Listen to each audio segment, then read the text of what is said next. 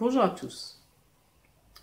Hier, nous sommes allés à la demande de l'association Convention Vie et Nature, qui est une association écologiste, bien entendu. Nous sommes allés soutenir une dame qui habite en Dordogne, dans un petit village de Dordogne. Et cette dame a un énorme problème depuis maintenant 4 ans. Elle est harcelée par les chasseurs qui vivent autour de chez elle, dans son village et aux alentours, et qui veulent absolument venir chasser dans sa propriété, là où elle vit, alors qu'elle ne le veut pas. Alors bon, normalement, quand on est chez soi, on a le droit de faire ce qu'on veut. Mais dans la loi, c'est effectivement le cas. Elle a tout à fait le droit de refuser, là où elle habite en Dordogne, elle a le droit de refuser l'accès aux chasseurs sur sa propriété, enfin, la propriété où elle vit, mais en pratique, c'est autre chose. Hier, quand on a entendu son histoire à cette dame qui s'appelle Josiane, on a cru retomber une centaine d'années en arrière. Vous savez, on se serait cru dans l'atmosphère de l'affaire Dominici, avec des gens qui pensent avoir tous les droits et qui croient qu'on ne peut absolument pas les contrer d'une manière ou d'une autre. Donc je vais vous laisser écouter ce qu'elle vous a raconté avec ses mots à elle. On va t'exposer le fond de la culotte, on va t'enfiler, tu vas pas rester longtemps, on peut te le garantir. Les chasseurs et les commères du coin, il y en a une qui est morte heureusement parce qu'elle venait ici, elle a essayé de tirer sur un type avant nous, donc elle est plus dangereuse a priori, elle avait même suivi psy. Donc moi pendant un mois je suis restée calme, et puis à force de recevoir des insultes, mais tous les week-ends ils envoyaient leurs chiens, ils venaient chasser sur le terrain. Donc au bout d'un mois j'ai dit vous allez bouffer votre merde, vous allez boire votre vinasse et vous me foutez la paix maintenant. Parce que sinon je vais porter plainte.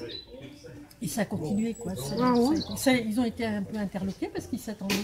Ils disaient on te fait peur, hein, tu vas dégager. Hein. Des gamins, on se serait cru à l'école maternelle. Et puis après il y en a un qui a pris dans les bois, là je montais dans les bois, il a pris son fusil comme ça et il voulait me défoncer la tête. Non. Mais comme ils étaient sans arrêt en train de me menacer de viol, donc moi je m'étais équipée la veille d'une petite arme non létale et autorisée, un petit revolver presque bidon. Quoi. Je l'ai sorti et le type qui allait me fracasser la tête, il s'est barré. C'était un malabar. Hein. Donc je me suis dit, c'est bon ça, tu commences un peu tu vas leur faire peur. Et tous les week-ends, ça a été pareil. Tous les weeks-ends envahis, des coups de feu. Mais la mairie ne peut rien faire, les maires. Le maire m'a dit d'aller voir les gendarmes nous ont dit de voir le maire. Le préfet n'a pas répondu, le tribunal n'a pas répondu, donc c'était depuis 4 ans, c'est le site. Par contre, il y a une femme qui s'est amenée un jour, la femme d'un de ces abrutis là. Elle m'a accusée d'avoir pointé un fusil sur elle. Elle était venue simplement demander un droit de passage. J'ai dit non, il n'y a pas de droit de passage autorisé. Elle me disait on va venir tous les jours avec le tracteur, on va défoncer les arbres dans les bois, on passera 10 fois si on veut par jour. Mais il fallait prendre un petit appareil pour les enregistrer. Ouais, mais j'avais pas à l'époque. Et puis moi je pensais que ça allait se calmer. Donc je suis embarquée parce qu'elle avait prétendu que j'allais braquer avec un fusil. J'ai jamais eu de fusil moi. Ils me prennent mon ADN, les gendarmes, mais aussitôt. Alors qu'ils refusaient nos plaintes depuis 1 an. Parce que les gendarmes, ils étaient de mèche avec eux. Bien sûr. Et là, il n'y a pas longtemps, il y en a 2 qui sont venus avec leur fusil qui m'ont pointé. Les chasseurs? Ouais, devant là. Donc, toujours ma petite arme, je l'ai vite prise dans le bureau. Et vous êtes toute seule ici? À peu près, il y a mon ami qui vient de temps en temps, mais il est anime. Un ami. En plus, ils ont dit que c'était mon mec. Donc, non, mais ça les regarde. Ça les regarde pas. J'ai dit non, qu'ils ne pouvaient pas témoigner parce que c'était mon compagnon. J'ai dit pas du tout. C'est un ami, il habite à Nîmes. Il a acheté ici, moi je l'aide parce qu'il est invalide. En plus, ça sent. Mais ça vous regarde. On n'a pas s'attaquer à des gens âgés comme nous. Mais non. Il y a atteinte à personne vulnérable. Donc ces 2 abrutis, ils viennent, ils me pointent avec leur fusil. Et moi j'ai sorti la petite arme, ils ont vite déguerpi. Ils sont allés porter plainte. J'étais embarquée encore par les gendarmes. Non, mais les gendarmes. Non, mais c'est ubuesque. Oui. Ils m'ont confisqué ma petite arme. Ils ont vu que c'est une arme que j'avais achetée d'occasion. Mais là, il faut écrire au procureur, hein. Mais on a écrit 36 fois au procureur. Eh bien, il faut quand même, je sais pas ce qu'il faut faire. Partie civile. Et alors, comment vous avez saisi la CDN? On n'a pas de témoin. Comment vous avez saisi Gérard, la CDN? Par hasard, il m'a appelé un soir. Donc, parce que, pardon madame, vous êtes toute seule? Oui. Et j'ai un ami qui vient de temps en temps, mais il habite à Lille. Et en plus, il est invalide à 100%. Donc, c'est quand même grave, hein. Qui le défend, quoi. C'est grave quand même tout ce qui vous arrive. Hein. Vous avez... Ils sont venus ici, ils ont essayé de foutre le feu, là, ils ont mis des fagnots. Le soir du réveillon, il y a une petite porte là.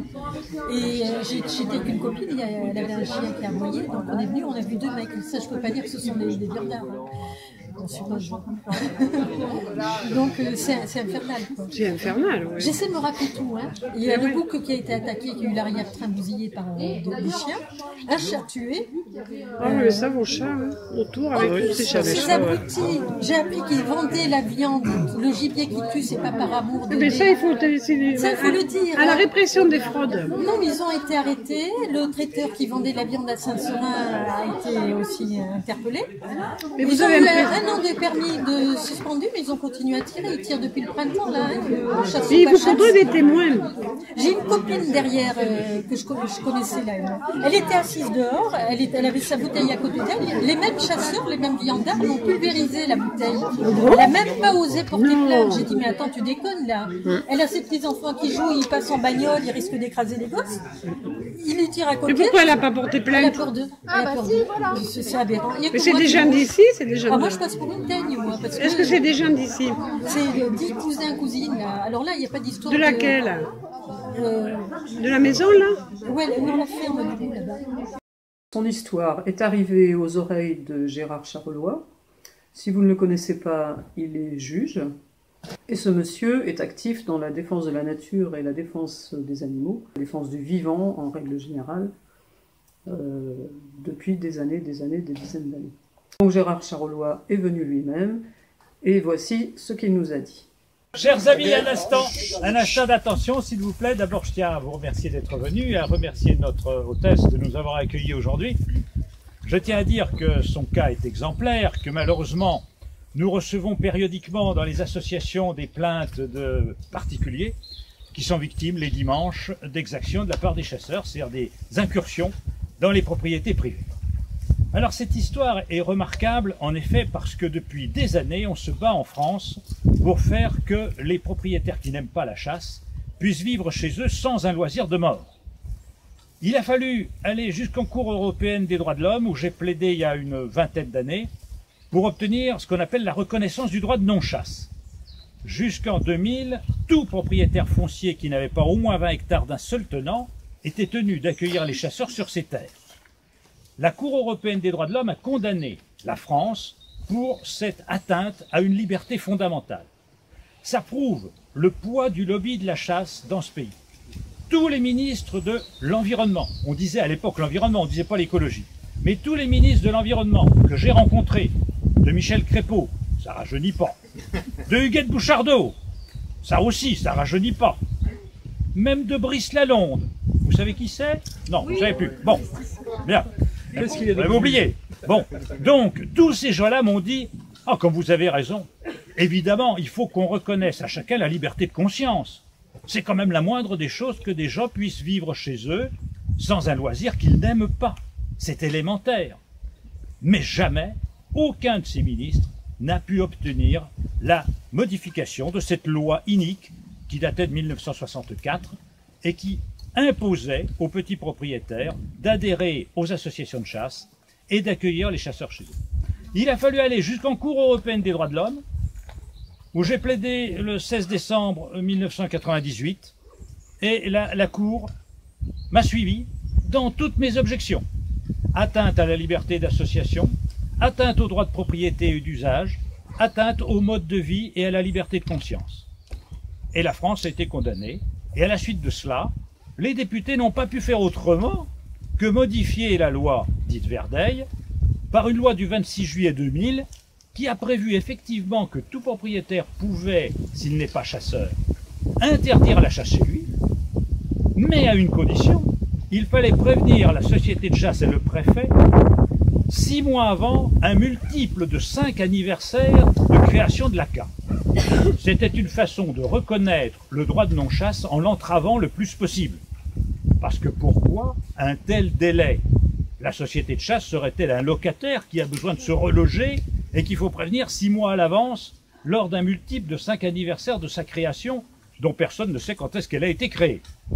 Donc c'était un abus du législateurs qui, une fois de plus, prouvent qu'en France, les députés et les sénateurs se comportent comme s'ils étaient au bout des fusils des chasseurs et qu'ils font la danse du ventre devant un lobby tout-puissant qui impose ses lois et ses règlements.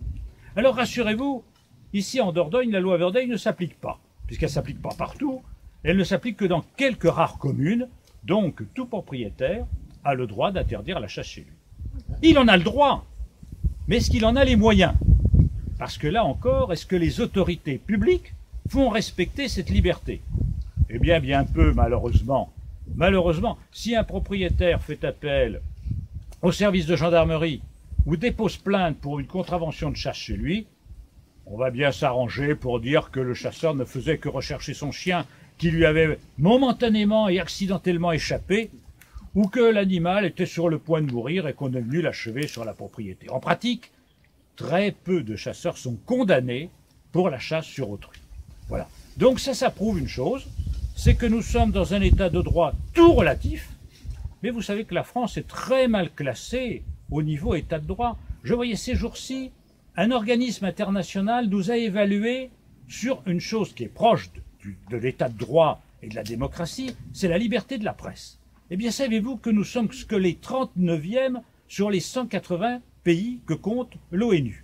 Nous sommes que le 39e. Pourquoi? Parce que notre presse est aux mains de 9 milliardaires qui peuvent orienter l'information dans le sens où ils le souhaitent. Ça en dit long. Chez nous, les lobbies font trop la loi. Et je me demande ce que le ministre de l'écologie, dont par ailleurs je ne doute pas de la sincérité, va pouvoir faire pour améliorer tout simplement les droits des non-chasseurs et aussi le sort de notre faune sauvage. Parce que le problème, il est de fond. La nature se meurt. Les politiciens vous parlent à longueur de journée et de journaux du climat. C'est vrai que l'homme, par ses activités, pose un défi à la planète. Nous sommes rentrés dans ce qu'on appelle l'anthropocène. C'est un mot très scientifique pour dire tout simplement que l'homme est un grand facteur de modification de son environnement. C'est vrai que le gaz carbonique qui est dans l'atmosphère, depuis l'ère industrielle, s'est considérablement accru. Nous étions à moins de 200 ppm, c'est-à-dire parti par particules d'air, 200 pour le gaz carbonique, nous sommes maintenant à 400. Donc, en effet, il y a une émission de gaz à effet de serre, et ça pose un problème à la planète. Mais est-ce qu'en écologie, c'est le problème numéro 1?